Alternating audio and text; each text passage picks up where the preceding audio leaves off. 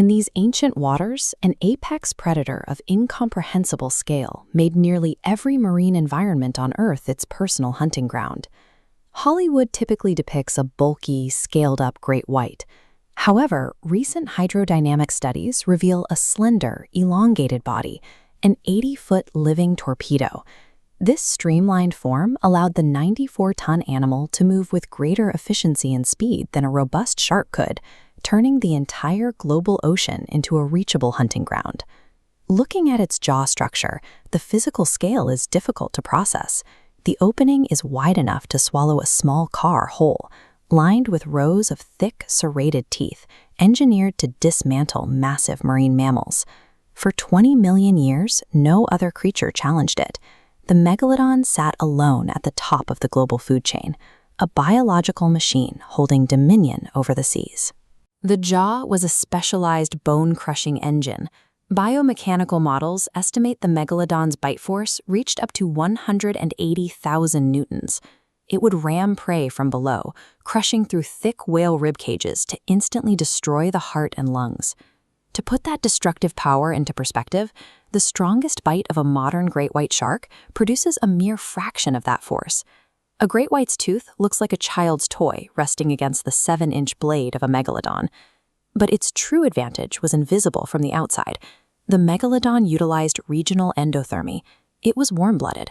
By maintaining a core body temperature roughly 7 degrees Celsius warmer than the surrounding ocean, it achieved faster cruising speeds and the stamina to migrate across vast oceanic distances.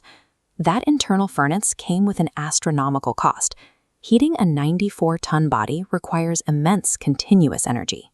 Researchers estimate a fully grown megalodon had to consume around 2,500 pounds of high-calorie meat every single day. This colossal dietary requirement was a biological trap.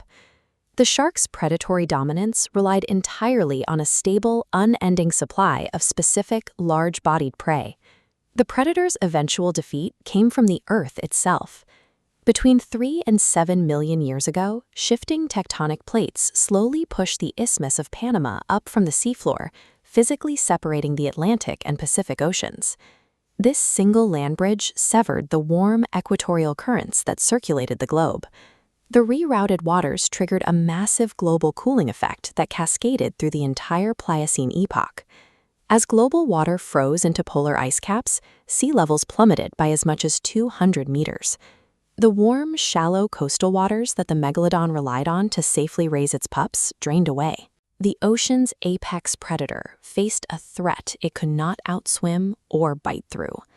The exact coastal topographies and warm temperatures it required to survive were physically vanishing from the planet.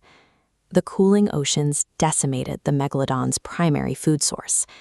The populations of small, warm-water baleen whales that provided the shark's massive daily caloric intake began to rapidly die off.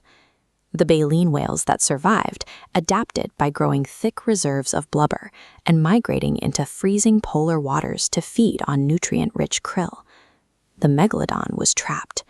Despite its warm-blooded core, it was still a fish dependent on temperate waters and could not follow its prey into the ice. The giant was left to starve. Into this resource-scarce environment stepped highly adaptable competitors. The ancestors of the modern orca and the great white shark thrived in the newly cooled oceans. These leaner predators required far less food to survive. They outmaneuvered the starving giant for the remaining scraps of prey and targeted vulnerable megalodon pups in the disappearing coastal nurseries. The king of the ocean succumbed to starvation and ruthless efficiency. Without a steady supply of whales, its 94-ton body could no longer sustain itself. Today, a persistent modern myth insists the megalodon survived. The theory claims the giant simply retreated into the pitch-black void of the deepest place on Earth, the Mariana Trench. This rumor stems from the historic 1873 HMS Challenger expedition, which dredged up seemingly fresh, stark white megalodon teeth from the deep sea floor.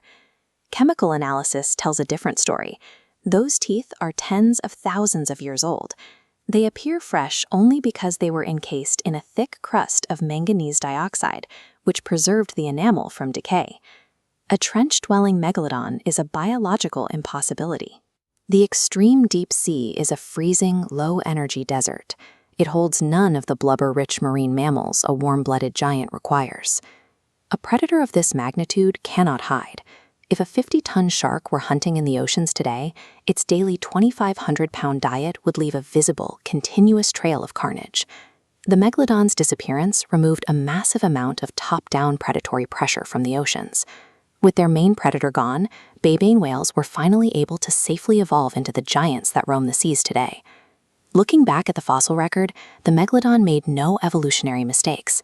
It was an engineered organism, occupying the peak of marine life on Earth for almost 20 million years. That same biological perfection caused its downfall. Its extreme specialization and massive size became fatal liabilities the moment the environment shifted. The fossilized teeth washing up on our shores offer a clear reality. If the most powerful, heavily armed biological machine to ever exist can be quietly erased by a shifting climate, no species is immune to a changing Earth.